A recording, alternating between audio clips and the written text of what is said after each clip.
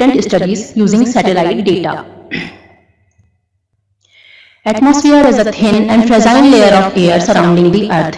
It is made of mainly gases. Gases can be subdivided into two parts. First one is fixed gases and second one is variable gases. Fixed gases are those gases which do not vary with space and time. Their volume mixing ratio remains fixed in the atmosphere. These gases are nitrogen, oxygen, argon mainly. Nitrogen in the atmosphere, nitrogen is 78%, oxygen is 21%, and argon is 0.93%. This means the percentage will not vary with distance and time from surface to around 100 kilometer. Remaining 0.03% contains other gases which are known as variable gases. These gases are carbon dioxide, methane, ozone, nitrogen dioxide, hydrocarbon, and several many more. These gases are though present in the atmosphere in very minute amount, but these gases can play very important role. Like few of these gases are greenhouse gases, few of these gases are pollutant gases, few of these gases participate in atmospheric chemistry and changes the atmospheric composition. So study of these gases are also equally important. These gases are trace gases, means these gases are present in the atmosphere in very minute amount. So these gases cannot be expressed in percentage. The convenient way of expressing these gases is mixing ratio expression. Mixing ratio of a gas is the ratio of number density of gas I by number density of air. So it is a ratio and it is a unitless quantity. It is expressed either in part per million, part per billion or part per trillion by volume. It depends on the amount of gas, whether it is expressed in part per million, whether it is expressed in part per billion or whether it is expressed in part per trillion. Few of these gases contribute as a air pollutant. Now, what is air pollution? The presence of any substance in the atmosphere in quantities which are or may be harmful or injurious to human health, animal or plant life. There are several pollutants in the atmosphere. These pollutants can be subdivided into two parts. Number one is primary pollutant. These type of pollutants are directly emitted in the atmosphere by several anthropogenic and natural processes. Natural processes like forest fire, like volcanic eruption, and anthropogenic processes are like industrial emission, vehicular emission, crop residue burning, or domestic cooking. There are several gases, to name a few: CO, carbon monoxide, methane, CH4, nitric oxide, NO, nitrogen dioxide, NO2, or non-methane hydrocarbons. These gases can, by complex photochemistry, these gases can give rise to other pollutants which are not directly emitted in the atmosphere, like ozone. These type of pollutants which are not directly emitted in the atmosphere but created in the atmosphere because of complex photochemistry and any other process through the other pollutants are known as secondary pollutant. Like ozone is produced in the atmosphere by CO, CH4, non-methane hydrocarbons and NOx in the presence of sunlight. So ozone is secondary pollutant. Once emitted over one location, these pollutants can get transported to other location. For an example, one satellite image is shown in series which is taken from MOPIT measurement of pollution in the troposphere instrument, and this shows the distribution of carbon monoxide. Here it is shown, it varies from 20 to 40 part per billion. And here it is figure is shown at 600 millibar or 600 hectopascal, and the pollution is emitted over the China, and in the China on March 10, 2000, and it reached over America in 5 days. So it is very clear that if a place is over a place the pollution is not emitted, that doesn't mean that place will remain always clear. It depends on the upwind location, whether what is the air quality over the upwind location. That can significantly badly affect the air quality over the downwind region. Like increasing, an example is shown here, a study in Nature 10 et al. Shows that increasing pollutant emissions from emerging economies China are responsible for springtime ozone increase by 0.6 part per billion per year in the troposphere in the range of 3 to 8 kilometers over western North America during 1995 to 2008. So this is the one process which can affect the distribution of pollutant over one location. It is horizontal movement. The second process is vertical movement. Over one location, the pollution which is emitted near the surface can get transported to higher altitudes as well. It depends on the vertical distribution of temperature over one location. Atmospheric boundary layer is the lowest part of the troposphere, and it affects the vertical distribution of air pollutants. It is basically the layer near the surface which extends from surface to around 500 meter, starts from 500 meter to 2 to 3 kilometer, and it is defined separately because this responds to surface forcing like pollution, pollutants, emission and all. It responds to every process near the surface within 1 hour. Means if a pollution plume is emitted near the surface, it can get mixed with the larger volume within the boundary layer within an hour or less. At top of the atmospheric boundary layer, an inversion layer occurs. Like in the troposphere, temperature decreases with increasing altitude, but at top of the atmospheric boundary layer, an inversion layer occurs, in which the temperature increases with increasing altitude. This inversion layer restricts the vertical movement of air parcel which is coming from the surface of the earth. If there is no inversion layer present at around 2 to 3 kilometers, pollutants emitted near the surface will be warmer with respect to ambient air because of the solar heating, and it will keep on moving upward, and it will can go up to tropopause. In that case, when there is no inversion layer, air quality over one location can be very good. However, this warm inversion layer acts as a barrier for the vertical movement of air parcel, because a parcel can travel in the atmosphere if and only vertically, if and only if the parcel is warmer with respect to ambient air. So parcel which reaches from surface to bottom of the inversion layer, the parcel which is sitting overhead of that parcel is still warmer with respect to this one. So this parcel will not be able to penetrate through that inversion layer. So because of that, the pollution emitted near the surface will remain trapped within the boundary layer, and it depends on the vertical extent of atmospheric boundary layer to how deep the atmospheric pollution can go. During night time, temperature of the earth becomes significantly low, and because of that, temperature increases with increasing altitude, and it gets modified, and temperature increases with increasing altitude. It is called nocturnal boundary layer, and it extends from surface around 200 to 500 meter only. Above that, the daytime mixed layer remains as it is. There is no vertical mixing, but it is a residue of the daytime mixed layer or atmospheric boundary layer, and it is called residual layer.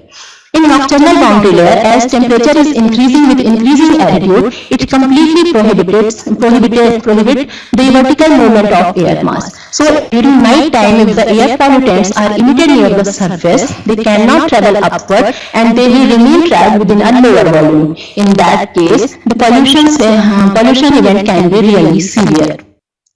We can study several pollutants distribution all over the globe by using several satellite-based instruments. To name a few, MOPIT, measurement of pollution in the troposphere. It is an instrument on board the Terra spacecraft, measures vertical distribution of CO and the total columnar value of CO. TESS, tropospheric emission spectrometer on board the Aura spacecraft, and measures ozone CO. Atmospheric infrared sounder, AIRS, it measures CO, ozone, CH4, and ozone monitoring instrument which measures ozone, NO2, and it is also on the Aura spacecraft. These are only two instruments which I have mentioned here, and these instruments, few of them measure other gases also, but we will focus mostly on ozone, CO, and NO2. So in this figure, there is the monthly distribution of NO2. The monthly distribution of tropospheric NO2 is shown. This is over the Indian subcontinent. So it shows the December, January, February, March, April, May, and till June, the value of columnar tropospheric ONO2 is significantly high across the Indo-Gangetic belt. This region is known as Indo-Gangetic belt, and it is very polluted during this winter and pre-monsoon, and partially during June as well. But in June, July, August, and September, the values are significantly low. Again, pollution picks up during October and November, and again it's high during winter time.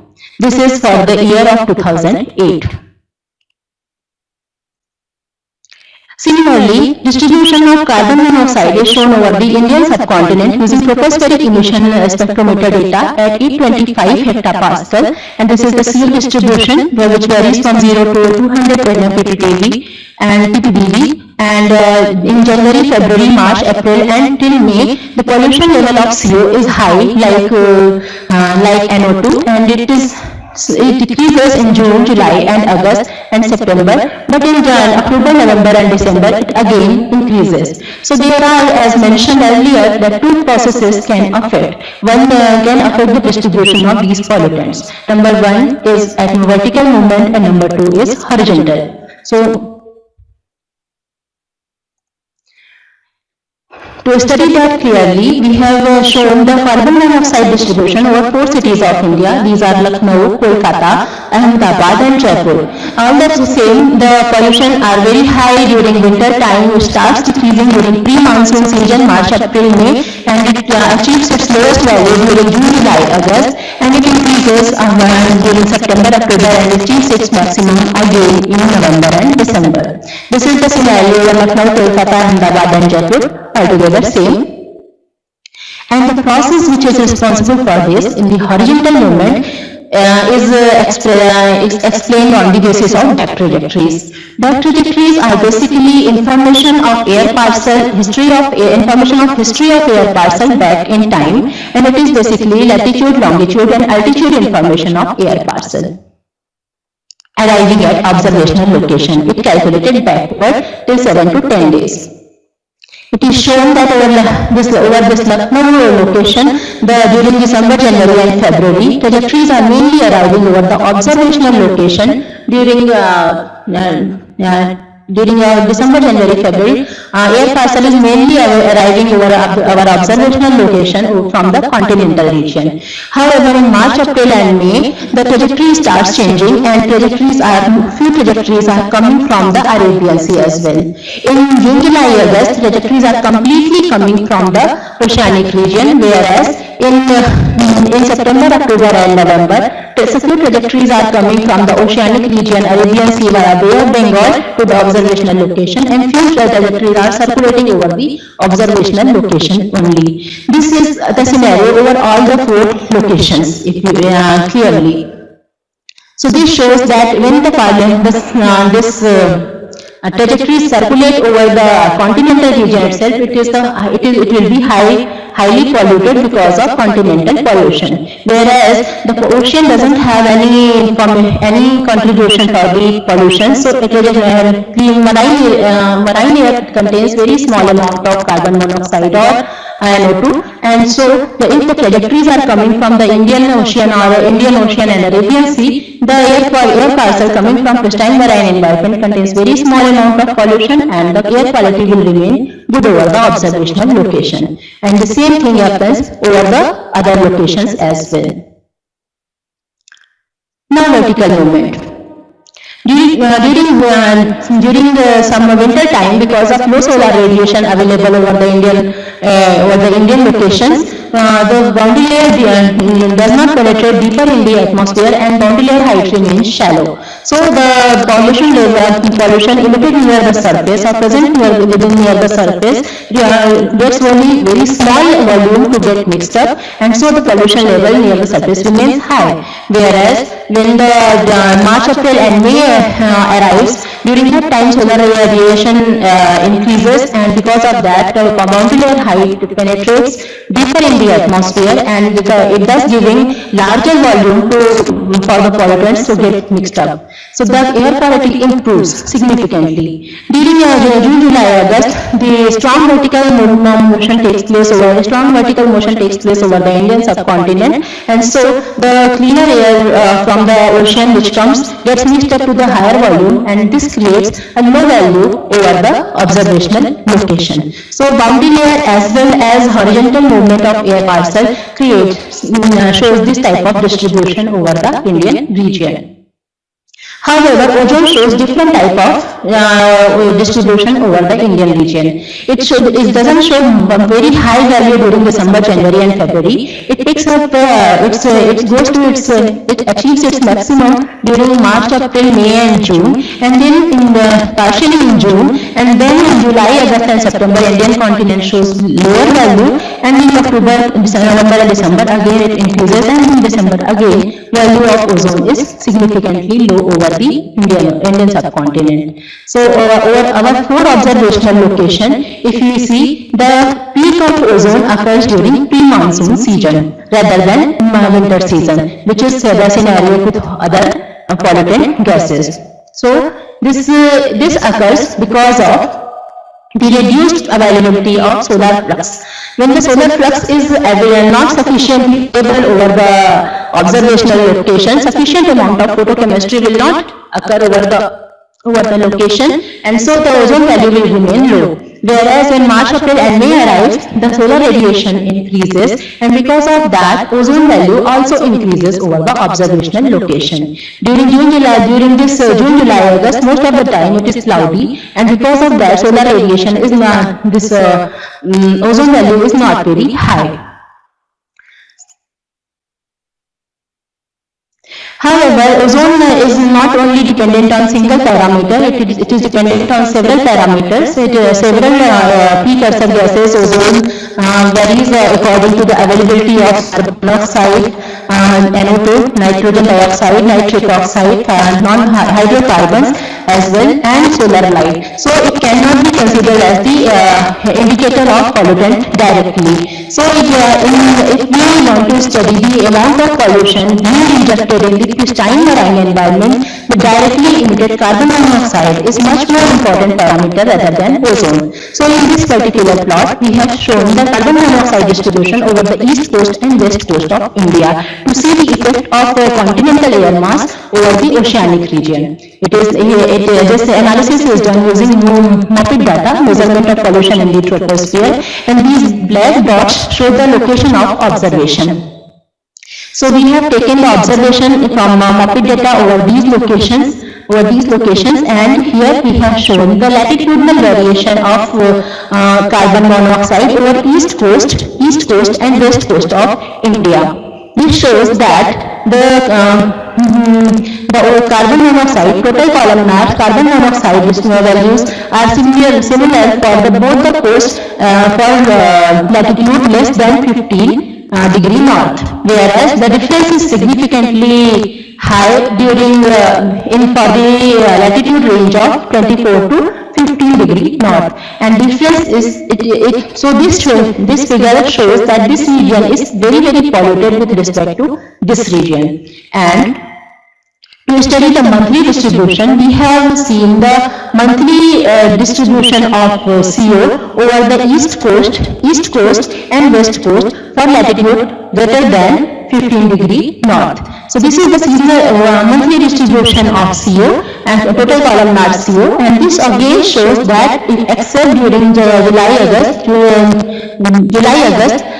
can see the significant difference between the east coast and west coast. This blue curve shows the east coast west coast value, whereas red curve shows the east coast values, and this difference is much more prominent only during the period of March, April, and May. So latitudinal variation of columnar CO shows high level of CO pollution over the northern part of Bay of Bengal, and monthly variation of CO shows significantly high amount of CO over the east coast with respect to west coast. So see, this analysis indicates that this region is very polluted with respect to this region, and this region is particularly very polluted during March, April and May. To study the impact of this particular process, one ship campaign was conducted over the over the Bay of Bengal and the Arabian Sea during March to May 2006. So ship campaign was conducted. The ship campaign is named as Integrated Campaign for Aerosol Gases and Radiation Budget, and these red dots show the location of observation during this cruise campaign. So measurement is made by using the ozone sonde and radio sonde, which gives the particle profile of ozone, water ozone, humidity, temperature and pressure. So we have measurement over all the Bay of Bengal and Arabian Sea region, and the whole region is subdivided into northern and southern part by using 12° north as the line of separation. This figure shows the vertical distribution of ozone from over the northern Bay of Bengal, southern Bay of Bengal, northern Arabian Sea and southern Arabian Sea.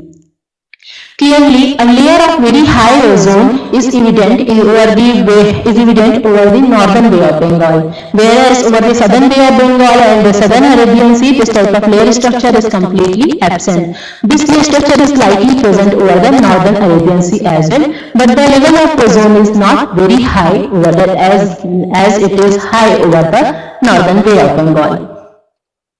To investigate the effect, we have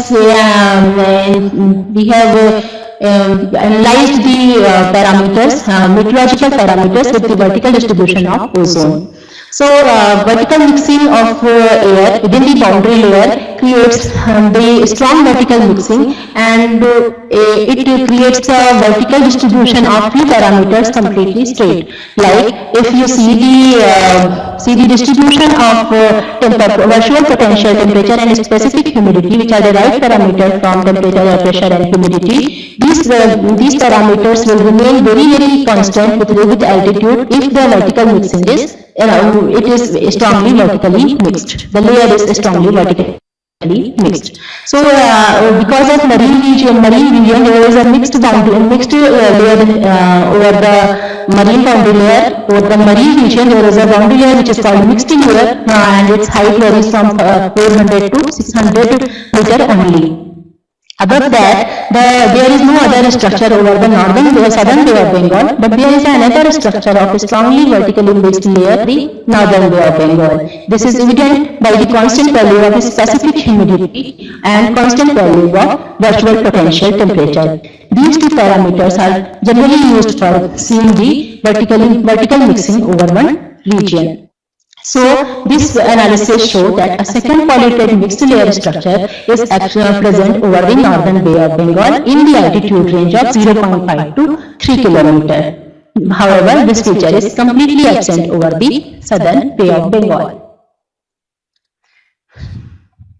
Now to see the effect of pollution, Indian pollution over the northern Bay of Bengal and northern Arabian Sea, the profiles are averaged, the temperature, specific humidity and ozone profiles are averaged over northern Bay of Bengal and southern Bay of Bengal, and difference of these parameters is plotted in this profile. So this shows the difference of temperature, specific humidity and ozone over the northern Bay of Bengal and southern Bay of Bengal and between the northern Arabian Sea and southern Arabian Sea. The difference shows that the air parcel specific humidity is negative in the altitude belt of 500 meter to 3 km, and the temperature is positive in the altitude belt of 500 to 300 meter for 3 km, and this region is very dry and warm. And the same thing occurs over the Arabian Sea as well. So this shows that drier and warmer continental air is prevailing over this region. However, the interesting feature is seen in ozone. Though these differences are almost equal for specific humidity and temperature, ozone values are significantly high over Bay of Bengal, whereas the values are moderately high only over the Arabian Sea. This is the difference between the northern Bay of Bengal and southern Bay of Bengal, and this is the difference between northern Arabian Sea and southern Arabian Sea. So this indicates that that over Bay of Bengal and Arabian Sea we have continental air. But what is the source of enhanced ozone over northern Bay of Bengal? That is identified using potential source contribution function analysis. Basically, potential source contribution function analysis is done using concentration measurement at receptor location and backward air trajectory calculation at the receptor location.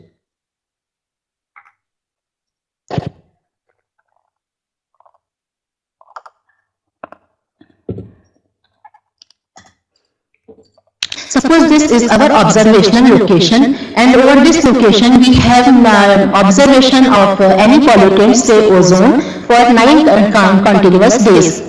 So this is the observation, first, second, third to 9 days, and we have 9 samples corresponding to different dates. Now we can calculate backward air trajectory using high-speed trajectory model, which will give us the history of air parcel which is present over this location corresponding to this particular measurement back in time for 7 days. Suppose we have calculated trajectory for 7 days only, then we will have information that trajectory arrived over this location. When we arrive over one location through a specific path, and we will have information about latitude, longitude and altitude of those trajectories. This starting time of this trajectory will be the time of sampling of this particular sample. So we have samples, 9 samples, and according to that we can calculate 9 trajectories. Now we will subdivide the whole study area into 1 degree by 1 degree grid cell to calculate the potential source contribution function.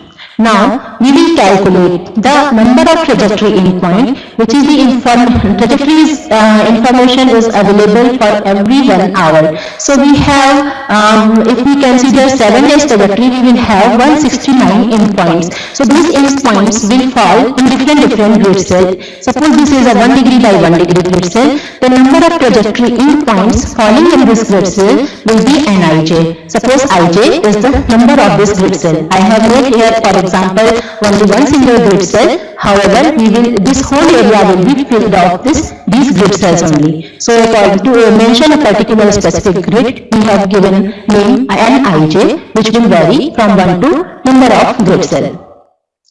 Then we can calculate number of trajectory endpoints falling inside this particular grid cell. Suppose that value is Nij.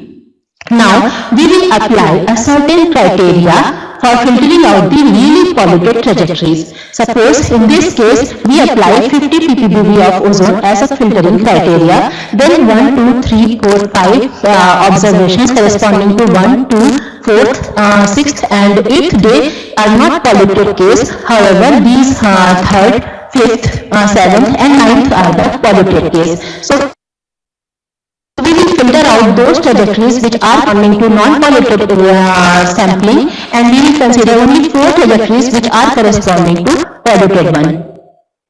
Now we can calculate again the number of trajectory endpoints falling in that grid cell for polluted trajectories only. So potential source contribution function will be a ratio of Mij by Nij, where Mij is the number of trajectory endpoints falling in that grid cell for particular polluted trajectories, and Nij is the number of trajectory endpoints falling in that particular grid cell corresponding to all trajectories containing polluted. And so this ratio, if this ratio is high, then this means that particular grid cell will have more potential to contribute the pollution at the receptor location, and if this value is low, then it means that this particular grid cell is not very much likely to contribute in the pollution level of at the receptor location. So the potential source contribution function is calculated using 1 degree by 1 degree grid cells, and first divide the whole study area which are covered trajectories into 1 degree by 1 degree grid cell, then distribute the back trajectory endpoints in these grid cells. then count the number of endpoints in each cell, say Nij in IJF cell, and apply the cutoff criterion on the concentration of pollutant and get the corresponding trajectories and count the number of endpoints for these trajectories, say Mij in IJF cell. So we will have Mij and Nij, and we have to calculate the ratio Mij by Nij to calculate the potential source contribution function. Now, if a trajectory, suppose this is a polluted trajectory, and this if we make a grid cell over this region, this will so this single trajectory will pass through that particular grid cell, and so Mij and Nij will be equal because it is a polluted one. So in Nij will be suppose 15, then Nij will be also 15 for that particular grid cell. In that case, the potential source contribution function will be 1. But in that case, probably only single trajectory is passing through that grid cell. It is giving a false impression of being a potential source of pollution. So we apply certain criteria on the potential source contribution function, which is based on the number of trajectory endpoints falling in the grid cell. Suppose this ratio is 1 trajectory endpoint by 1 trajectory endpoint is 1, and suppose this is 1000 trajectory endpoints and all are polluted, then it will be a ratio of 1000 by 1000. In that case, 1000 trajectory endpoint, in that case, grid cell having 1000 trajectory endpoints falling in that grid cell will be highly polluted grid cell, or it is likely that that region is really a source region for which we are doing this analysis. So we apply a certain weighting function to multiply it. Small n is a average number of trajectory endpoints falling by total number of trajectory grid cells created, and according to that we apply certain criteria. If Nij, or number of total trajectory endpoints falling in a particular grid cell, is higher than 3 times of n, then we multiply the potential source contribution function by a value of 1. Whereas if Nij is very less, we multiply with a small function. So this weights the potential source contribution function according to number of trajectory endpoints falling in a particular grid cell. So by using this criteria, we can really identify those grid cells which are likely to contribute pollution at the receptor location.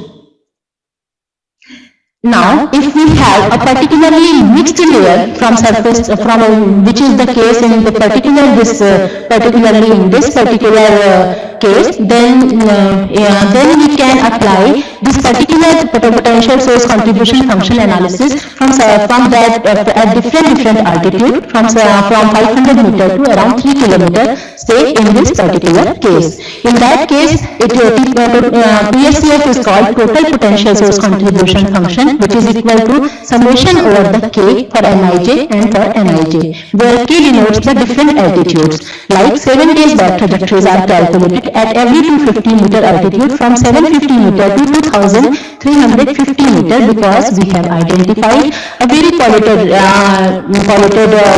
above the Bay of Bengal in this altitude belt. Then we applied 50th percentile of ozone at each pressure level, and it is considered as cutoff criterion. This particular plot shows the potential source contribution function analysis over the Northern Bay of Bengal, Southern Bay of Bengal, Northern Arabian Sea and Southern Arabian Sea.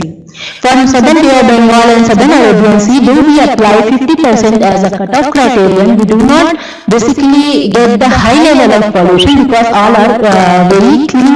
These all vertical profiles are very clean profiles which are not being polluted by the anthropogenic emission. Whereas in Northern Bay of Bengal and Southern Bay of Bengal, if you see the Southern Bay of Northern Bay of Bengal and Northern Arabian Sea, the potential source region is situated over the Indo-Gangetic belt for Northern Bay of Bengal, whereas it is near either Northern or Arabian Sea only, or the Adriatic region.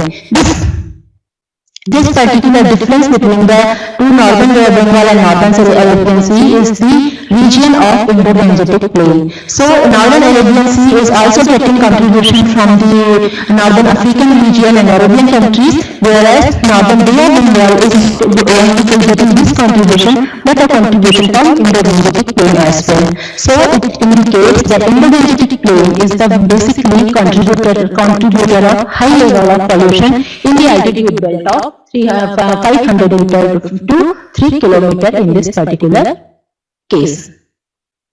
So by applying total potential source contribution function analysis, we can identify the source locations of the air parcels. If we have observed the high level of pollution, we can apply this function and then we can calculate and then we can identify the highly polluted regions. Another study is made over the Indonesian region where an extreme CO pollution episode is identified over the Indonesian region in the free troposphere during autumn 2006. This measurement is again made by using the MOPIT, measurement of pollution in the troposphere, and we have analyzed MOPIT data for 10 years from 2000 to 2010, and y-axis shows the carbon monoxide part per billion by volume, and this vertical distribution, this particular time series variation is shown over the pressure level 500 hectopascal, 400 hectopascal and 300 hectopascal. The analysis of these plots shows that very high level of pollution is identified in over the Indonesian region, particularly in during autumn 2006. This data is calculated over the latitude band of 4.5 degree north to 4.5 degree south and longitude belt of 87.5 degree east to 180.5 degree east. This shows it is very high during the autumn of 2006. Why this particular event occurred? We have investigated the fire hotspots observed over this particular special location, which is already defined as Indonesian region, and we have calculated the total column CO over that region, and we found that fire hotspots, columnar content of CO closely follows the variation of fire hotspots. So this indicates or this suggests, this analysis particular plot suggests that it is possible that because of Indonesian fire event, the pollution is being added over the Indonesian region at around 500 or 300 hectopascal. So to identify the atmospheric processes responsible for this, we have used a model called Model for Ozone and Related Chemical Tracers. It is called MOSART. It is a global offline three-dimensional chemistry transport model, and we have used version 4 of this. The horizontal resolution of this model is 2.8 cross 2.8 degree, and vertical coverage from surface to around 2.7 hectopascal at 28 sigma pressure levels.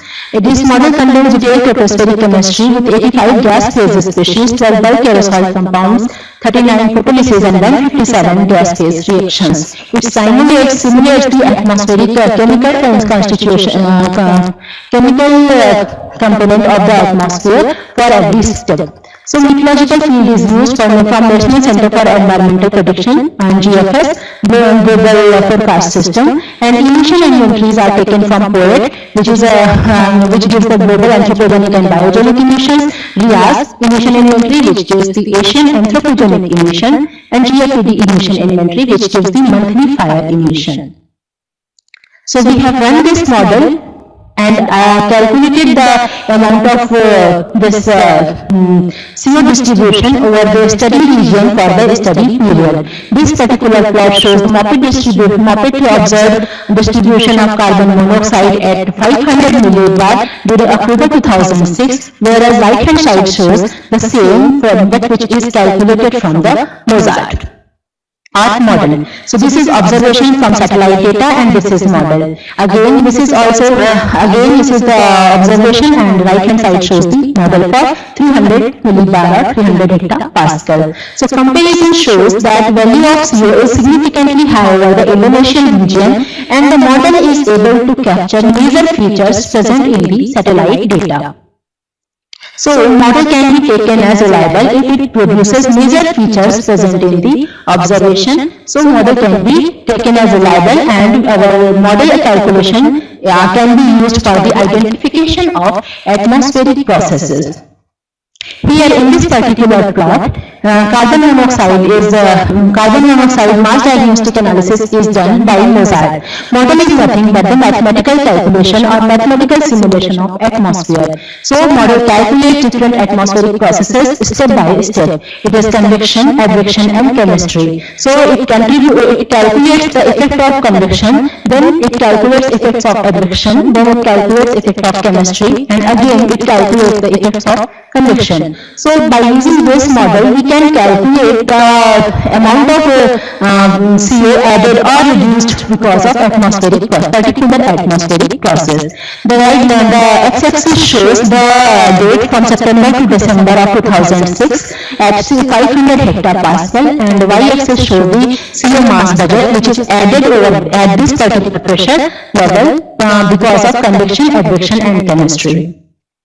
CO can be added because of transport, or can be chemically produced because of hydrocarbons. So it is basically showing that chemistry is not playing any important role for this particular pollution episode, and the amount of CO is significantly high because of convection only. So it is suggesting that high level of convection is occurring over our observational location, whereas because of advection over this particular pressure level, the amount of CO is being reduced or it is being dissipated, whereas role of chemistry is found to be negligible.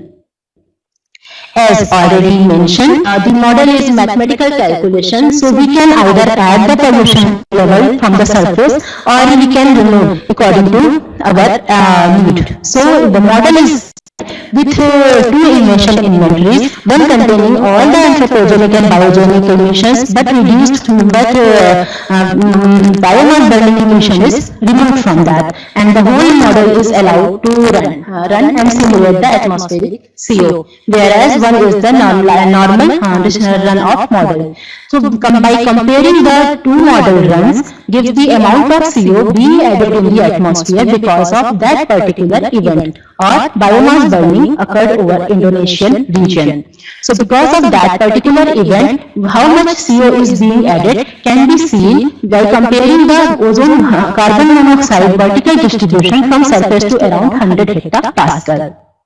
It clearly shows that this is the CO distribution when we have run the standard model with all emission inventories containing the biomass burning also, whereas this shows the vertical distribution of CO when there is no biomass burning. However, all the anthropogenic, biogenic emissions are being used in this run. So the difference between the show indicates the amount of CO added because of biomass burning. This shows the average CO enhancement is found to be 104 plus minus 56 ppb from surface to 100 hectopascal range. So model can be used for the identification of atmospheric processes. The conclusion is satellite-based observations provide spatial distribution and temporal evolution of air pollutants all over the globe. These measurements can give important information about the extreme pollution episodes, and analysis of satellite-based observations together with chemistry transport model simulation can depict a three-dimensional evolution of a pollution plume and identify the atmospheric processes responsible for these events. Thank you.